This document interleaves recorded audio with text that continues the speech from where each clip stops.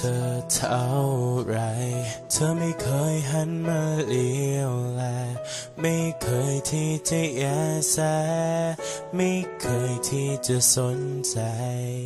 ไม่เคยที่จะสงสารไม่เคยที่จะเห็นใจ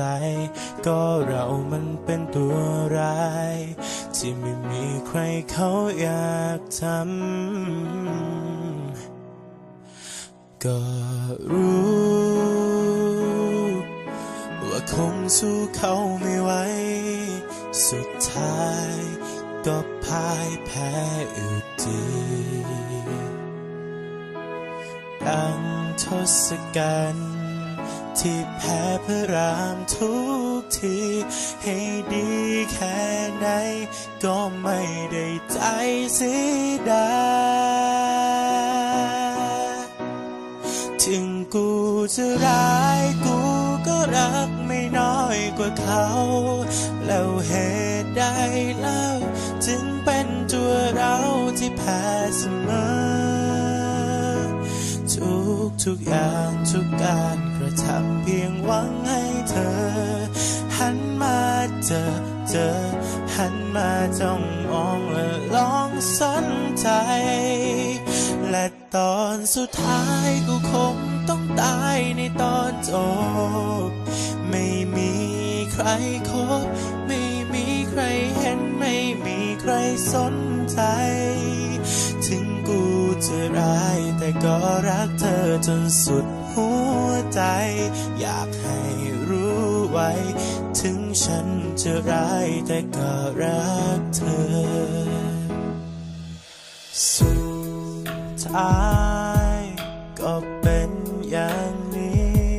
สักกี่ทีก็แพ้เรื่อยมาสุดท้า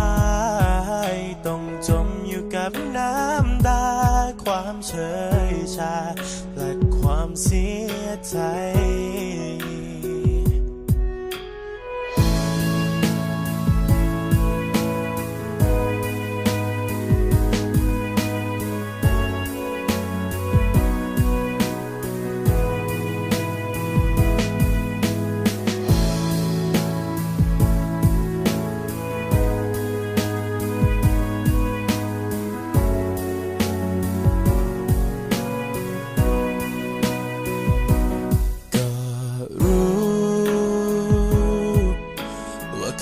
สู้เขาไม่ไหว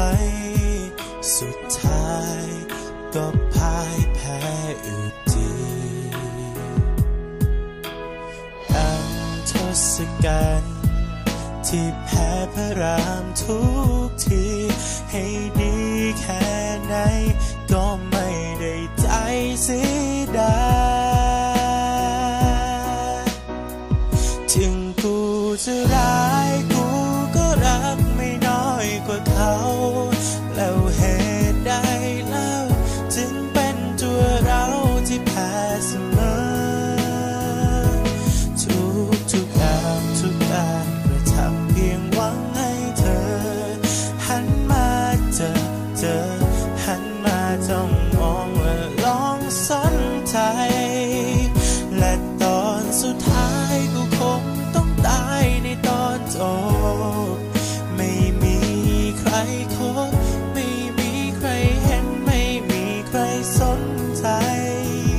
ถึงกูจะร้ายแต่ก็รักเธอจนสุดหัวใจอยากให้รู้ไว้ถึงฉันจะร้ายแต่ก็รั